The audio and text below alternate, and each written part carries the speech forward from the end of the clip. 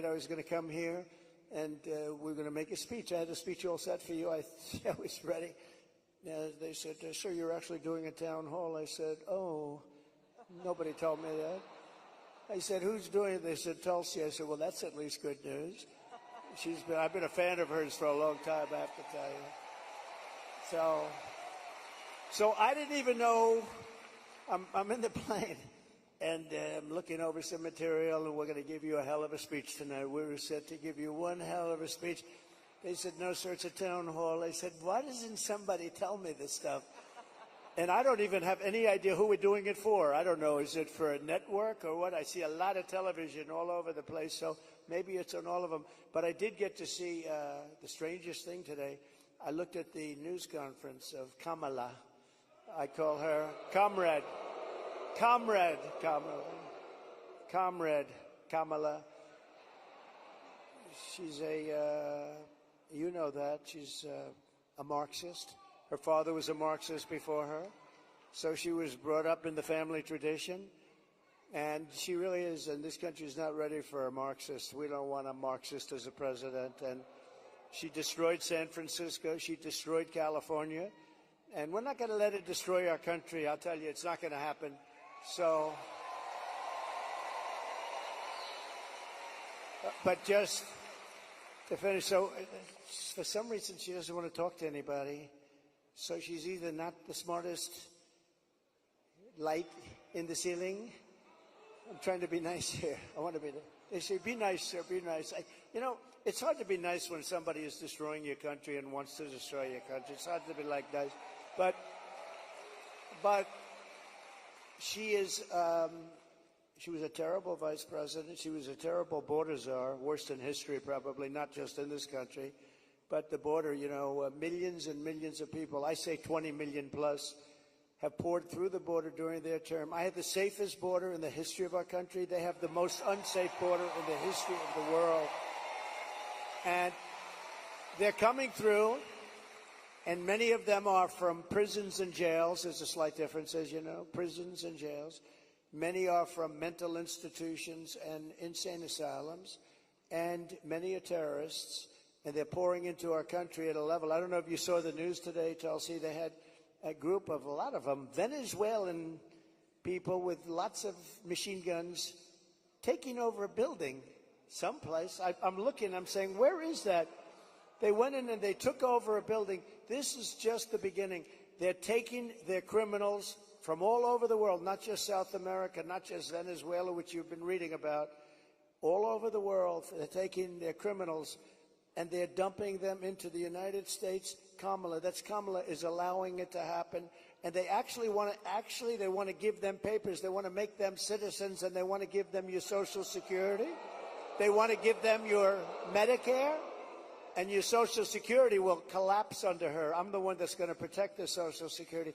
But they're coming. I will totally protect, as I did for 4 years. And there was no age increase. There was no anything. We're going to protect. You know, they destroy you with inflation, and then they want to destroy your Social Security, so it's not going to happen. But this is going to be the most important election in the history of our country. So I just want to say that it's an honor to be with you tonight. It's a forum that's very different because I have no idea who the hell is broadcasting it. But all we'll do is we'll talk because we're friends. I love this state. I gave them Marinette. We gave them a very big... You know, Tulsi, we have a ship contract, and as you know, we gave Marinette yards, but we gave them a tremendous contract. They wanted it all over the country. I said, we're going to get it for Wisconsin, and it's a big one, and they're doing a great job, I understand. So we got that, and we're going to have a good time tonight. So let's go. Mr. President, you talked about immigration. We actually have Amber here who's quite concerned about that, and she's got a question for you.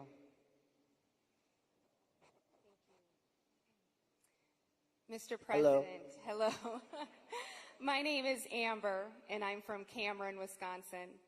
I have 3 beautiful children, and I'm torn on who to support.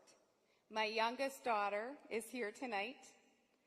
My oldest son is 18, and he just started trade school this week.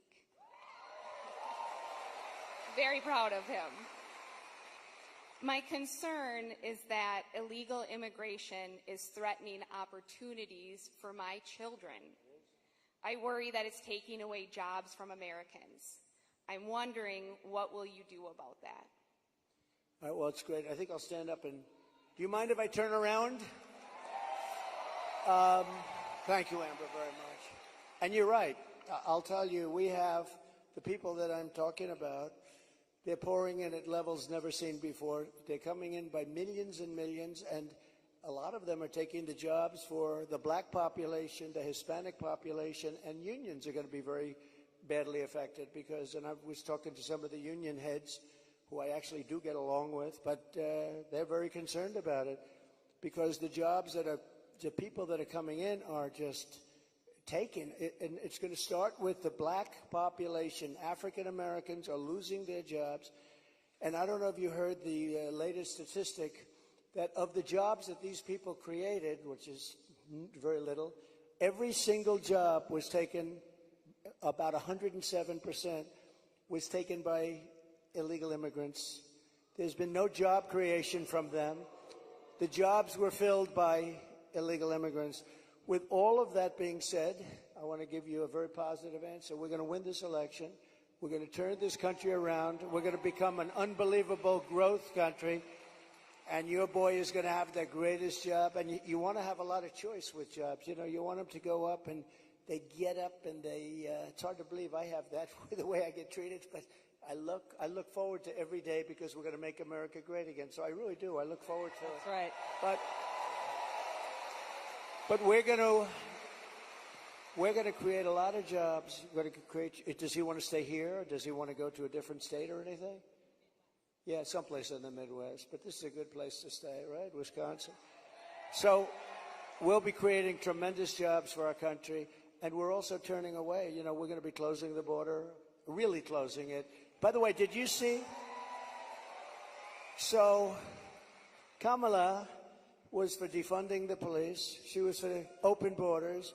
She was for everything that you're not against. I could go through 14 different. She's changed on every single one of them. In fact, I think we should see the man in the red hat and the beautiful woman in the red hat says, "Make America Great Again." Perhaps we should give Kamala a "Make America Great Again" hat, right?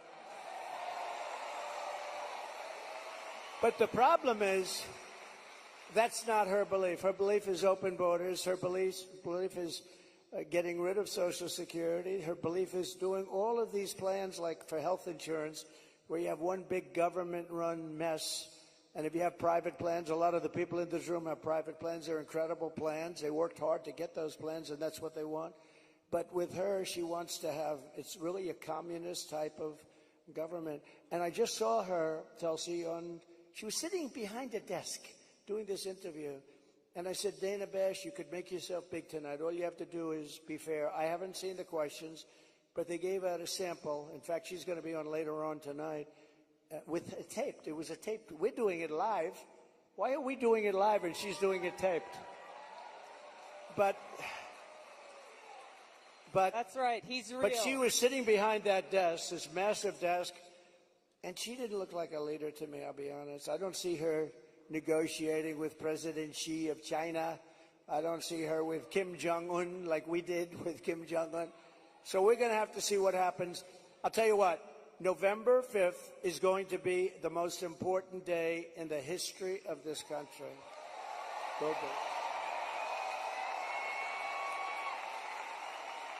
Mr. President, there are a lot of people who want to feel hopeful about our future. I want to introduce you to Luke, who is one of those people. Hi. Hello, Mr. President. Good-looking guy. Thank you. My name is Luke Pulaski, and I'm a junior here at the University of Wisconsin-La Crosse. I'll be voting for the first time in November, and I'm researching each candidate. I have two questions for you. First, as I've been living on my own and buying my own gas and groceries, I have noticed that everything has become more expensive. For me personally, I try to eat healthy and stay lean. A pound of meat has gone from $4 to almost $7. I also would like to buy a home someday, but that seems just impossible now. What's your plan to make life more affordable and bring down inflation for someone like me? Very good. Thank you. Good. It's probably the question I get most. You know, they say you're going to vote with your stomach. I don't know if you've heard it, but it's a little bit true.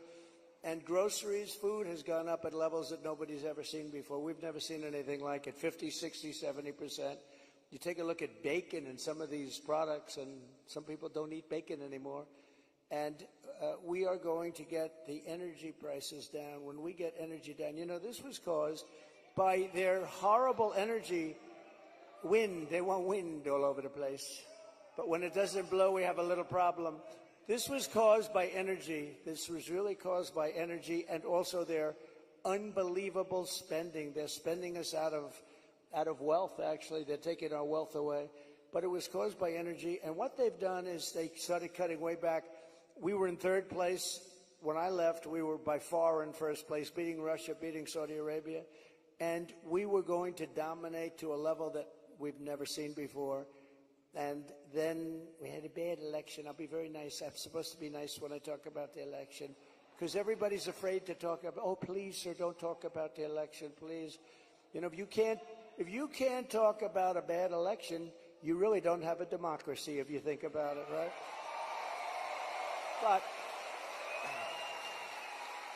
But what they did, Tulsi, is they took back the oil production.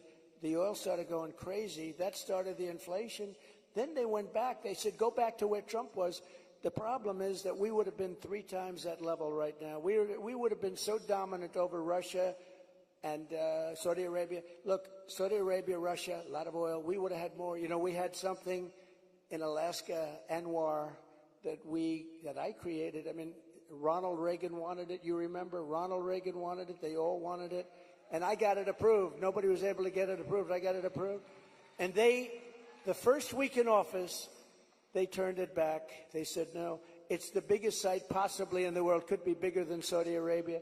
Well, we're going to start that up. We're going to become the energy capital of the world. We're going to pay down our debt, and we're going to reduce your taxes still further. And your groceries are going to